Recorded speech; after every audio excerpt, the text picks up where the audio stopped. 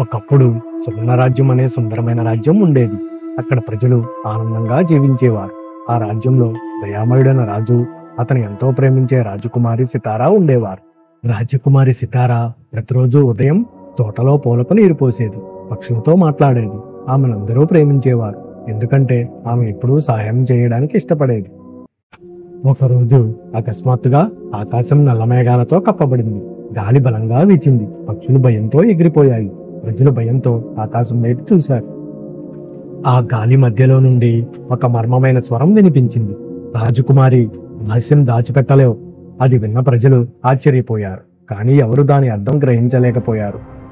రాజు ఆ స్వరం విని ఆందోళన చెందాడు. ఆయన సితారాను పిలిచి, నువ్వు ఏదైనా రహస్యం దాస్తున్నావా అని ప్రేమగా అడిగాడు. సితారా తల వంచి మౌనంగా నిలబడింది. ఆమె కళ్ళల్లో కన్నీళ్లు మెరిశాయి. ఏదో భయంకరమైన రహస్యం ఆమె మనసులో దాగి ఉన్నట్లు అనిపించింది. ఆ రాత్రి చంద్రుడు మప్పుల వెనుక దాగి ఉన్నాడు.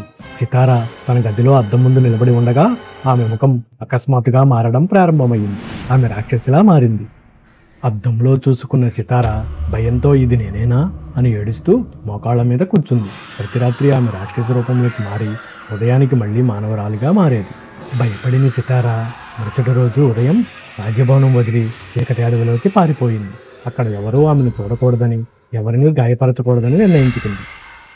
అడవిలో ఒక వృద్ధ సాధువు నివసించేవాడు.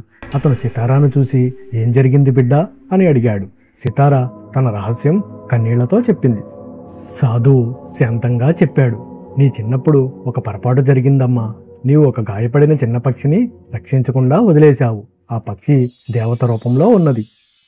రాక్షస రూపం నుండి విముక్తి పొందాలంటే నువ్వు నిజమైన దయతో ఎవరో ఒకరి ప్రాణాన్ని రక్షించాలి అని సాధువు సితారాతో అన్నాడు. సితారా కళ్ళల్లో ధైర్యం మెరిసింది.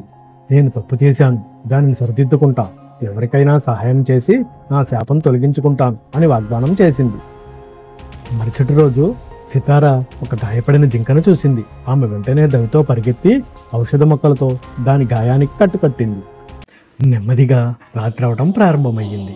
సితారా మళ్లీ రాక్షస రూపంలోకి మారింది. కానీ ఆశ్చర్యంగా జింక ఆమెను చూసి భయపడకుండా పక్కనే నుంచుంది.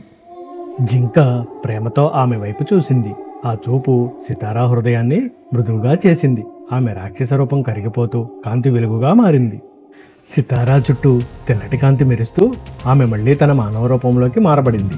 ఆమె కళ్ళల్లో ఆనందం, కృతజ్ఞత మెరిశాయి. సాధువు మాటలు నిజమయ్యాయి. మరుసటి ఉదయం సితారా రాజభవనానికి తిరిగి వెళ్ళింది. రాజు ఆమెను చూసి ఆనందంతో కళ్ళల్లో నీళ్లు తెప్పించుకున్నాడు.